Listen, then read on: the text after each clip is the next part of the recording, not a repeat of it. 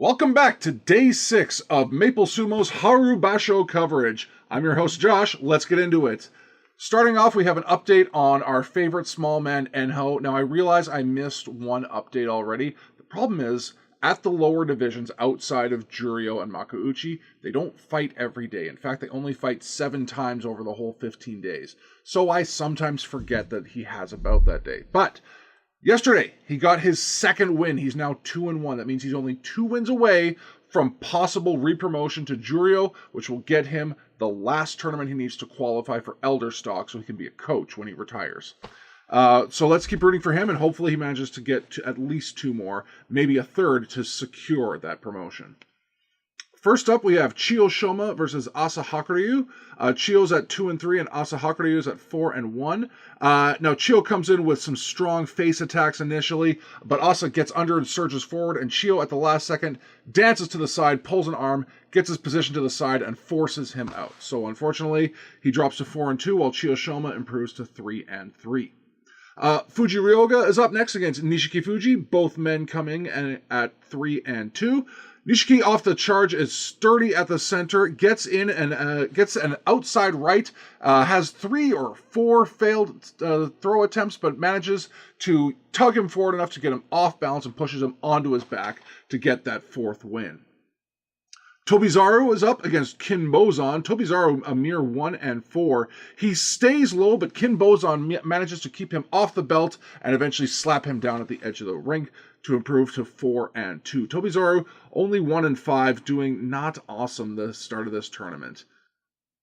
Mitakeyumi is at 2-3 versus Fuji Seiyun, 3-2. Now, Mitakeyumi comes in good and low and seems to have an initial strong push, but Fuji slides under, gets leverage below his chest, and eventually forces him out at the ring. So, Mitakeyumi a mere 2-4 right now, mirrored by Fuji Seiyun's 4-2. Asa Koryu comes in at 4-1 versus Kotoeho with a 3-2. Now, Asa has won all 3 of their previous matches. He comes in low and fast, drives Koto to the edge, but Kotoeho pivots right at the edge and slaps him down while jumping out. Now, this one looked to be possibly controversial. A mono-e was called, and they decided that both men hit the clay at the same time. I didn't see that. I was pretty sure Asa Koryu's hand hit the ground before Kotoeho, but they call it Tora no Oshi, so they do it again. And this time, Kotoeho removes all doubt. He absorbs the charge well and swiftly pushes Asa straight out to put both men at 4-2. Next, Ukrainian Shishi versus Asanoyama. Both have a 3-2 record. Now, Asanoyama's, despite his injury trouble in the past, his experience shows here. He gets double inside hooks on Shishi and then easily powers him out using a good, solid low stance. So he's up to 4-2, and Shishi is even right now. Toki Hayate with a 2-3 record versus Osho Umi, who has yet to find a win this tournament. He is 0-5. Now he comes in. Toki Hayate comes in hard and low, but Osho Umi manages to grab a belt grip and uses his significant size advantage to push Osho Umi out for his first win of the tournament. So he's now 1-5, and Toki Hayate drops down to 2-4. Now, Gonoyama comes in at 4-1, mirroring Tamawashi's 1-4. Now, Tamawashi, at 41 years old, is the all-time leader in Makuuchi bouts for his career. Comes in and surges forward hard, but gets turned at the edge. He's initially thrusting towards the throat and upper chest area, but right at the last second he gets turned, and Gonoyama, after a good initial charge, manages to get the better of him. So Gonoyama is now 5-1 and has a share of the lead for the tournament right now. Roga at 2-3 comes in against Shodai, who is a surprising 4-1. Roga has lost all 5 of his previous matches against Shodai, and Shodai was looking like his old Ozeki form today. He gets a good outside left grip and marches Shodai out of the ring quickly to get his 5th win in a row. So he is now also part of the leader pack.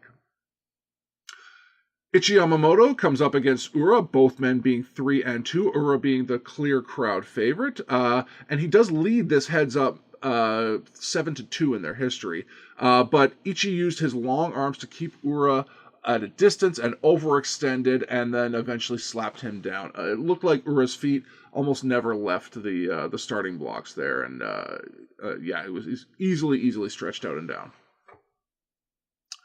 Oshoma, with a 2-3, comes up against Onokatsu, who is 0-3-2. You'll remember he left early in the tournament with an injury to his left ankle.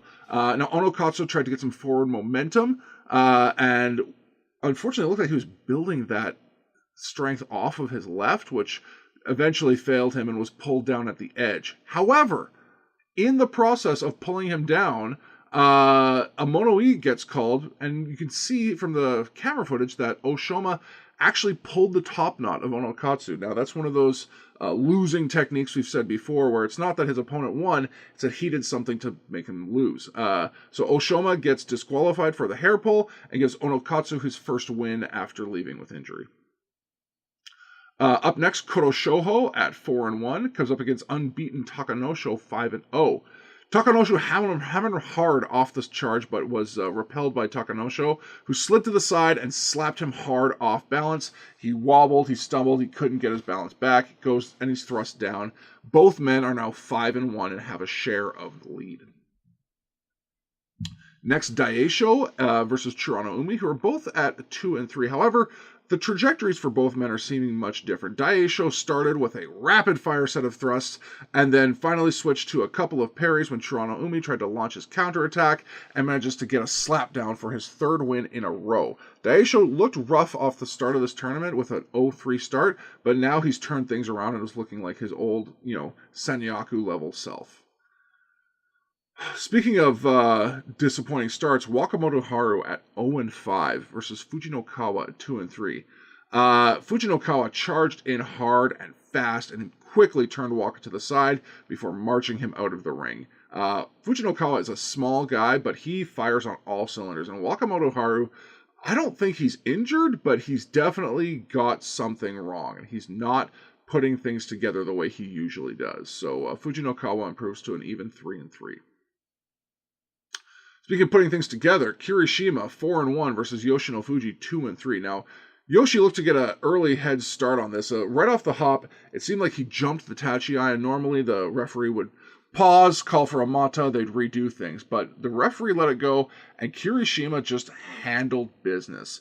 He calmly grabbed an overhand grip and pivoted for a perfect throw into an Uwatanage win to stay at 5-1, and he's now one of the what will eventually be 6 co-leaders. So he's looking great. Real strong chance of getting his Ozeki repromotion if he keeps this up. Next, the second Onami brother, Wakataka Kage, 2-3, up against undefeated Takayasu. Takayasu, a guy who's been the runner-up for 9 different Yusho, but has yet to win his first. Wakataka Kage came in hard and fast, and Takayasu almost countered with like a headlock throw at the corner, but Wakataka Kage had a strong outside right grip. Now, that being said, you'll see his arm is hugely bandaged up right now because he's got some elbow injury, but he kept clamped on there like a crab and eventually set him up for an Uwatadashinage win. So he slides his right leg in front of Takayasu and uses that leverage to push him over and down. That being said, in that pushing motion, he very clearly re-aggravated his elbow injury. He was immediately grabbing it, not moving it much as he came back to the side. And even when he went to pick up his prize packet, he just kind of shuffled his elbow a little bit, and then he's wincing in pain. That's going to give him some real trouble over the next little while here. I have a feeling he's going to try to stay in to get his Kachikoshi, but he's definitely going to have to take some time after this tournament to heal that elbow up. Up next is the second Ukrainian and our Yokozuna hopeful, Aonishiki, at 3-2 versus struggling Oho, who is 1-4. Now, Oho's initial blast off the tachiai gave him gave up a double inside grip to Aonishiki.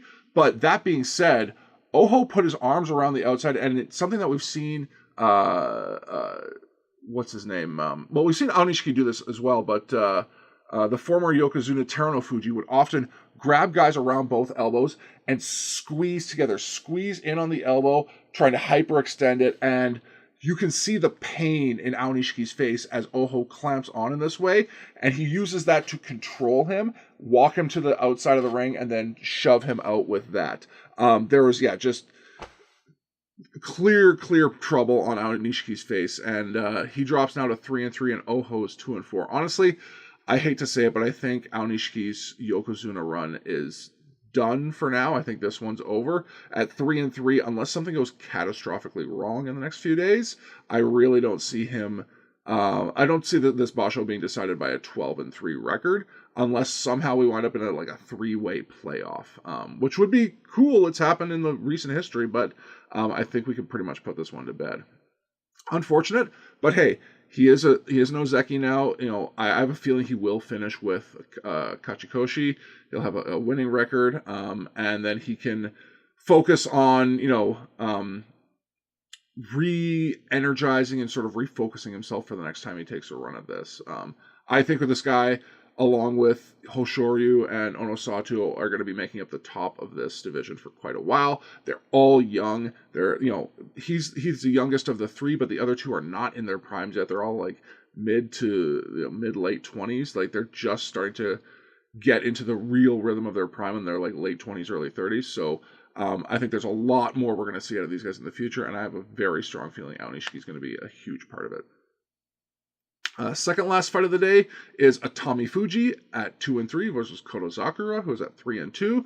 Now, Kotozakura leads their heads-up series at 8-2. And off the hop, there's not a huge tachiai, which kind of works in Atami Fuji's favor, because he's just able to use his sheer bulk. He's the biggest man in the division, and he gets to just bulldoze Kotozakura back, who throws a half-hearted pull-down attempt, but really just gets bullied out. So both men are now at 3-3. And finally, Hoshoryu, the Yokozuna versus Hirata Umi, with the most kissable lips in the division. Both men come in at 4-1, fighting for their share of the lead. Hoshoryu leads this matchup 9-1 historically. Hirata Umi came in with his classic fast tachiai, but you can see the size difference was on display here. Hoshoryu was just rooted and threw him aside and then shoved him out. It was so quick, so easy, and now he stays part of the 6-way tie for first at 5-1. So this is still anybody's game. I think right now Hoshoryu looks to be the strongest possible contender. Takayasu, as much as I love him, he has this history of starting strong and then falling off. We'll see how things go over the next couple days if he can get that mental fortitude back, just shake off that loss. But often what you'll see is that first loss demoralizes him for a couple of fights and throws away his overall game plan. But we'll see you tomorrow for day 7 of this Basho, and we'll let you know what happens at the turning point.